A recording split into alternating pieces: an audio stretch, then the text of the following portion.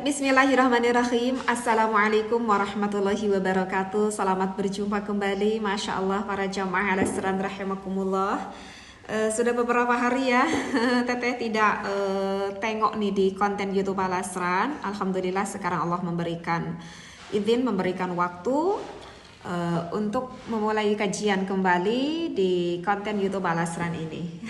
Bagaimana ini semua kabarnya? Mudah-mudahan oleh Allah kita semuanya diberikan kesehatan ya, sehat lahirnya dan juga sehat batiniah kita, dan kita selalu mengharap kepada Allah mudah-mudahan di dalam segala situasi dan kondisi apapun kita selalu penuh dengan rahmat Allah, maghfirah Allah dan juga inayahnya Allah. Amin ya Allah ya rabbal alamin.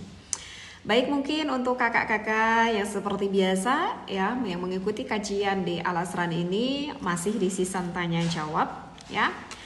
Ada beberapa pertanyaan yang sudah masuk ini ya ke Teteh, ini dikasih sama admin Teteh. Baik, kita mulai saja mungkin ya untuk ke pertanyaan yang pertama. Bismillahirrahmanirrahim. Alhamdulillahirabbil alamin wassalatu wassalamu ala asrofil anbiya'i wal mursalin wa ala alihi wa sahbihi ajma'in, amma ba'd. Ada yang bertanya, katanya Teteh, apakah bekerja sebagai gamer atau pemain game online itu gimana hukumnya? Apakah dihalalkan? Oke, gimana ya? Untuk pemain game online itu bahkan sekarang kayaknya udah bukan sebagai tingkatan hiburan lagi ya, tapi kayaknya itu sudah masuk ke dalam suatu profesi ya kalau sekarang itu. Nah itu sih nanti kita tergantung akan status hukum dengan apa yang dikerjakannya itu. Karena Teteh lihat-lihat ya, ini ada ya di dalam salah satu kitab, referensi kitab, di dalam kitab Al-Mawsu'ah Al-Fiqhiyah. Di sana ada faslun, di sana ada yang membahas hukum tentang permainan. Ya mungkin kalau sekarang istilahnya dengan apa sih? Dengan games mungkin ya, dengan games. Apalagi sekarang zamannya online kan, jadi gamesnya dengan berupa online. Nah, kalau kita berbicara dari hukum dasarnya dulu, dari permainannya dulu itu sendiri kita harus tahu gitu. Karena di dalam kitab itu mengatakan kalau hukum permainan itu berbeda-beda. Bisa saja ini suatu permainan itu hukumnya dimubah, diperbolehkan. Ada juga itu permainan mungkin saja nanti sifatnya bisa menjadi makruh. Bahkan itu si permainan bisa saja nanti sifatnya menjadi suatu hal yang diharamkan, seperti itu. Nah, jadi sebelum menjawab akan game online ini, kayaknya kita harus tahu dulu status permainannya itu nanti masuknya itu ke mana gitu ya. Apakah itu nanti masuknya ke suatu permainan atau games yang diperbolehkan, atau masuknya ke sesuatu hal permainan yang diharamkan. Nah, di dalam kitab itu kalau misalkan permainannya yang masuk ke dalam kategori yang diperbolehkan itu harus itu harus mempunyai beberapa unsur, atau misalkan harus mempunyai beberapa syarat. Untuk yang pertama itu di dalam permainannya tersebut itu tidak boleh ada unsur penghinaan. Itu tidak boleh ada unsur penghinaan, apalagi kalau misalkan penghinaan terhadap seseorang, atau misalkan penghinaan terhadap bisa saja suatu kota atau misalkan negara lain gitu ya di dalam permainan tersebut, atau yang bisa saja permainan itu yang nantinya efeknya bisa menghancurkan akan harga dirinya seseorang, atau misalkan harga diri profesi siapa misalkan seperti itu. Nah, jika tidak ada unsur hinaan-hinaan seperti itu nanti bisa saja hukumnya diperbolehkan. Kemudian di dalam permainannya itu tidak boleh ada suatu doror. Ya, tidak boleh ada suatu doror baik kepada manusia ataupun misalkan kepada hewan seperti itu ya. Jadi doror itu kayak kemadorotan gitu. Naudzubillah, kan suka ada yang mungkin kita menganggap suatu permainan dulu ketika Teteh zaman kecil tuh ada permainan itu apa sih? Kalau orang Sunda mah apa ya bilangnya tuh kayak ngadu hayam. Ngadu, gak tahu sekarang, zaman sekarang tuh masih ada gak sih yang suka ngadu ayam gitu ya. Itu kan si ayamnya itu kan sampai terluka kan, si ayamnya terluka, atau ngadu apa tuh, ngadu kambing, ngadu hewan kan, ngadu domba misalkan, itu kepala si domba itu kan dibentur-benturkan dengan domba yang lain sampai pada berdarah itu kan si domba-dombanya atau ayam-ayam tersebut. Nah itu kan doror, itu kan bisa memadorotkan terhadap hewan lain, atau misalkan manusia dengan manusia misalkan ya, seperti itu. Kemudian apalagi ya, di dalam permainan itu jangan sampai menghabiskan waktu sholat atau kewajiban agama yang lain gitu ya. Ini permainannya tuh lama banget, misalkan permainannya tuh lama banget. Ini permainan tuh misalkan dimulai dari sebelum zuhur jam 11. Ini permainan tuh bisa selesai misalkan sampai jam 5 sore misalkan. Itu udah ada 2 sholat fardu yang ditinggalkan oleh pemain tersebut, atau misalkan ya mungkin bagi orang-orang yang menontonnya gitu ya, seperti itu. Nah itu jelas sekali kan menyita waktu kewajiban, harusnya dia itu melakukan sholat. Kemudian diperbolehkan permainan itu jika misalkan tidak mengarah permainan itu kepada sesuatu hal yang nanti bisa berakibat ujung kepada suatu dusta, atau suatu kebohongan, atau hal-hal apa aja yang berhubungan dengan sifat keharaman, seperti itu. Nah, jika tidak mengalami unsur-unsur permainan seperti itu, ya permainan itu diperboleh-bolehkan saja. Kayaknya contohnya seperti apa ya? Misalkan permainan lomba lari misalkan. Ya, itu tidak memadorotkan untuk dirinya, tidak menghabiskan juga waktu sholat misalkan, karena waktunya juga sebentar gitu ya kan. Oke, ini untuk pertanyaan yang ketiga, Teteh. Kalau kita membaca lafadz hadis, ya, lafadz hadis, tetapi kita tidak tahu artinya, apakah ketika membacanya kita akan tetap mendapatkan pahala atau tidak? Masya Allah. Ya, bagus sekali ini pertanyaannya, bagus sekali. Ya kakak, jadi begini ya kak ya. Membaca hadis berarti itu termasuk akan ibadah qauli ya. Ibadah qauli itu adalah ibadah ucapan. Nah, memang kak kalau di dalam ibadah ucapan itu sih memang berbeda-beda ya, berbeda-beda hukumnya. Contoh, misalkan kalau kita membaca Al-Quran. Kalau kita membaca Al-Quran, meskipun kita itu tidak mengetahui akan maknanya sedikit pun, itu nggak paham gitu ya makna dari Al-Quran tersebut, apakah ketika kita membaca Al-Quran tidak mengetahui akan maknanya akan mendapatkan pahala? Tetap, itu akan mendapatkan pahala meskipun kita tidak mengetahui maknanya. Kenapa? Karena referensi di dalam Al-Quran itu kan kalamullah, kalamnya Allah, al-munazzalu ala Muhammadin sallallahu alaihi wasallam, yang diturunkan kepada Nabi Muhammad sallallahu alaihi wasallam. Nah ini kak, al-muta'abbadu bitilawatihi. Di sana al-muta'abbadu bitilawatihi, yang akan menjadikan amal ibadah ketika kita membacanya. Jadi meskipun kita nggak paham, apalagi kalau kita paham ya, nanti kita bisa tadabbur. Mungkin kalau yang tidak tahu maknanya mungkin kita sulit untuk bertadabbur ya. Itu tetap karena al-muta'abbadu bi tilawatihi. Ketika kita membacanya, Al-Qur'an itu akan tetap menjadi ibadah. Dan al-mu'jizu 'ala man ankara walau bi aqsari suratan. Itu seterusnya ya referensi di dalam Al-Qur'an tersebut. Nah, jadi begitu kakak kalau misalkan di dalam baca Al-Qur'an. Tetapi yang kakak tanyakan itu adalah kalau membaca hadis, aku nggak tahu maknanya gimana nih teh. Itu kan suka ada juga kan yang berdoa tapi nggak tahu artinya, suka ada kan. Nah itu gimana nih? Nah ini kalau dari kita bicara dari hadis dulu. Kalau misalkan kita itu membaca hadis, membaca matan hadis, kita baca sekonyong-konyong kita baca, itu memang ikhtilafiyah kakak.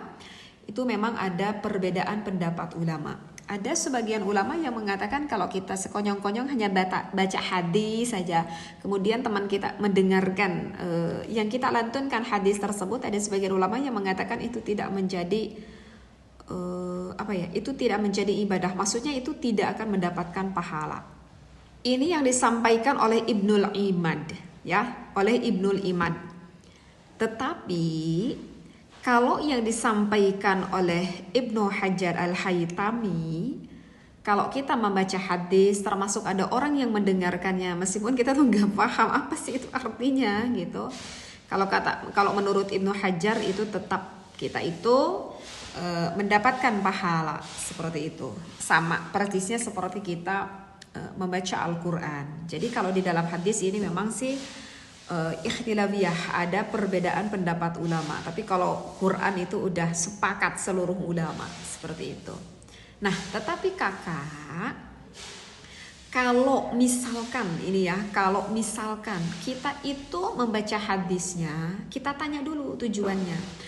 Kalau kita membaca hadisnya bertujuan dikarenakan sedang bertolabul ilmi, karena tujuannya aku ini, ya misalkan contoh kayak seorang santri gitu ya, lagi nalar hadis gitu ya, karena memang itu di dalam metode pembelajaran. Berarti tujuannya untuk apa? Tujuannya untuk ta'alum, tujuannya untuk belajar. Nah, jika kita membaca hadis tersebut bertujuannya untuk belajar, atau misalkan aku nih bukan santri teh, aku mak-mak biasa, ibu-ibu biasa gitu ya, tapi aku sengaja membaca hadis itu karena aku tuh saking cintanya gitu kepada baginda Nabi Muhammad SAW, Masya Allah, saking cintanya. Jadi tujuan aku itu untuk mengagungkan baginda Nabi Muhammad SAW dengan cara membaca hadis ini misalkan. Padahal aku nggak ngerti maknanya, tapi ya Allah, ini hatiku ingin mengagungkan baginda Nabi Muhammad. Itu kan tujuannya seperti itu. Atau misalkan aku tuh bertujuan karena ingin menyambung sanad misalkan seperti itu ya. Atau apa lagi ya tujuannya misalkan. Nah, jika tujuan seperti itu sepakat para ulama menghukuminya, kita tetap akan mendapat pahala ya. Jadi yang diikhtilafiyahkan apakah mendapat pahala atau tidak itu adalah yang tidak ada niat di dalam hati ini ya, tujuan seperti itu. Dia tuh cuma sekonyong-konyong aja, misalkan baca sholawat misalkan. Nah, kalau itu tadi ada ikhtilafiyah ya. Tapi kalau tujuannya seperti barusan yang Teteh sampaikan, ya itu semua para ulama sepakat akan mendapatkan, jelas akan mendapatkan pahala. Nah, begitu juga di dalam suatu doa nih ya, di dalam suatu doa nih Bu ya Kak. Karena kadang mungkin bagi kita awamul mukminin yang belum pernah mondok gitu ya, belum pernah mondok sehingga aku nggak mudeng, aku nggak ngerti nih itu doa ini apa sih. Aku baca aja ini doa seperti itu ya. Kalau untuk doa minimal lah. Oke, baik, untuk pertanyaan yang selanjutnya, katanya Teteh suka ada tuh istri yang ditinggal mati oleh suaminya, kemudian istrinya tersebut mengantar jenazah suaminya ke kuburan. Bagaimana menurut pendapat Teteh? Oke. Ini bukan menurut pendapat Teteh ya. Ini bukan menurut pendapat Teteh ya. Insya Allah Teteh akan berusaha ketika menjawab suatu pertanyaan itu Teteh harus tahu dulu dari referensi kitabnya, karena kalau menurut pendapat Teteh itu bahaya dong ya. Jadi begini kakak yang bertanya, ketika suami kita itu meninggal ya, berarti mendahului kita ya, maka kita berubah menjadi status istri yang janda. Nah, perbedaannya laki-laki dan perempuan, kalau maksudnya perbedaan suami dan istri ya. Kalau istri itu ada masa iddah, berbeda dengan suami atau berbeda dengan laki-laki.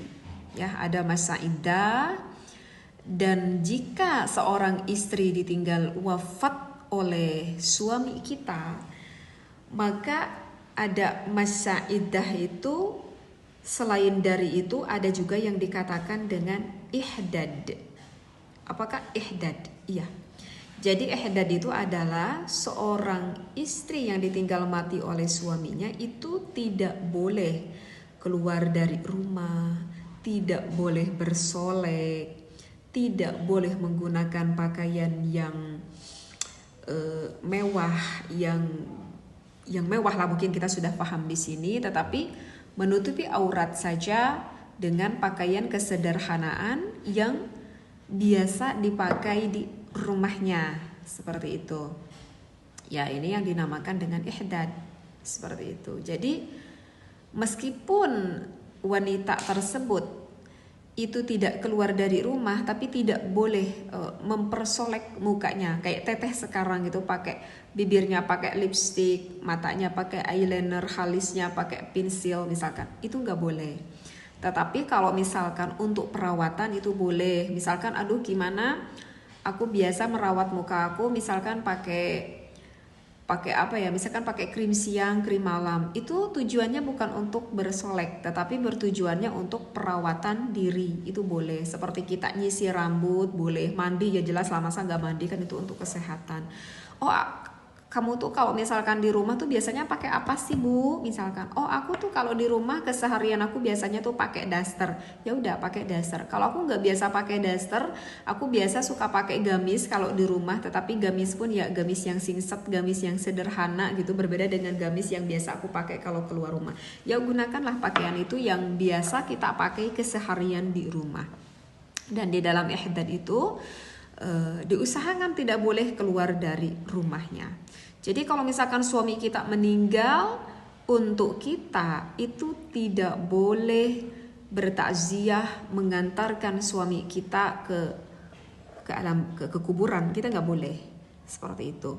Kapan nanti kita boleh bertakziah? Kapan kita ingin menengok suami kita? Nanti ketika sudah habis masa iddah kita. Jadi bersabar saja, seperti itu. Karena untuk bertakziah itu bukan sesuatu hal yang termasuk pada suatu kemadorotan, bukan. Itu tidak termasuk madorot seperti itu. Cukup kita di rumah mendoakan suami kita, kita baca Yasin, kita baca Quran tak henti-henti untuk suami kita, itu cukup, sudah sampai seperti itu, ya. Kecuali kita diperbolehkan keluar dari rumah itu jika ada sesuatu hal kemadorotan. Kalau aku nggak keluar dari rumah ini aku bahaya, gitu ya.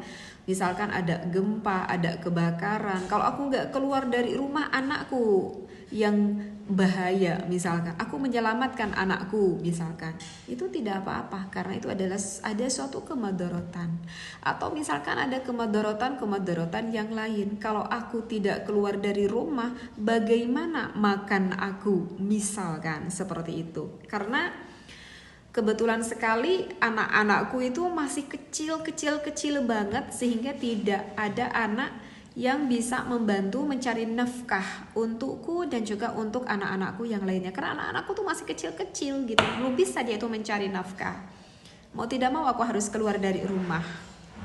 Jadi untuk menyambung hidup seperti itu tidak apa-apa, diperbolehkan, ya kan? Untuk menyambung hidup kita cari pekerjaan di luar rumah, itu tidak apa-apa. Tetapi niatnya hanya untuk menyambung hidup. Maksudnya ya hanya untuk menguatkan saja gitu. Berbeda kalau misalkan contohnya seperti ini, misalkan kita tuh punya suatu pekerjaan, misalkan kita punya suatu apa ya, kayak toko misalkan, atau kita punya suatu perusahaan yang lebih besar, misalkan uang kita tuh udah banyak, di tabungan pun kita uangnya udah banyak banget, seperti itu. Andaikan aku nggak bekerja selama 4 bulan lebih 10 hari gitu ya, di dalam masa iddah itu uang di tabungan aku banyak banget gitu. Sebetulnya aku nggak perlu untuk bekerja, aku keluar pergi ke toko atau misalkan ke perusahaan aku nggak perlu, uangku banyak banget, seperti itu. Dan itu tidak termasuk madorot kan ya. Jadi kalau misalkan tujuannya hanya untuk menimbun atau menambah kekayaan, itu tidak boleh, karena itu tidak termasuk madarat. Bagaimana? Ya udah, itu toko kita handle aja. Misalkan kita serahkan kepada adik kita serahkan kepada kepercayaan kita. Toko itu kan mungkin ada pegawainya, ya udah kita percayakan saja sama pegawainya. Jadi kita memantau dari kejauhan saja, seperti itu. Ya, begitu juga misalkan kita punya perusahaan atau gitu, ya udah kita mantau aja dari kejauhan, seperti itu ya. Yang diperbolehkan itu adalah yang tadi, jika ya Allah ini aku tuh nggak punya saudara, yang ya begitulah keadaan ekonomi saudara aku juga begitulah gitu ya, tetangga juga ya begitulah, Sehingga gimana lagi ya, mau tidak mau aku. Jadi ketika si jenazah itu dimasukkan ya ke dalam kuburan gitu ya, dimasukkan ke dalam kuburan. Nah, kita itu di dalam kitab I'anah itu yang pernah teteh baca itu, jadi disunnahkan, bahkan ini hukumnya disunnahkan kita tuh mengambil tanah, tak perlu banyak juga, cukup segenggam. Sebelum ditaburkan, kita membaca dulu surat Al-Qadr ya. Surat Al-Qadr yaitu yang mungkin sudah pada tahu ya. Inna anzalnahu fi lailatul qadr sampai selesai, dibacalah selama 7 kali, kita bacanya itu selama 7 kali, kemudian baru kita taburkan untuk jenazah tersebut. Karena ini kan dari hadis ini kan diriwayatkan oleh Imam Taqiyuddin, ini dari ayahnya beliau ya, dari siapa?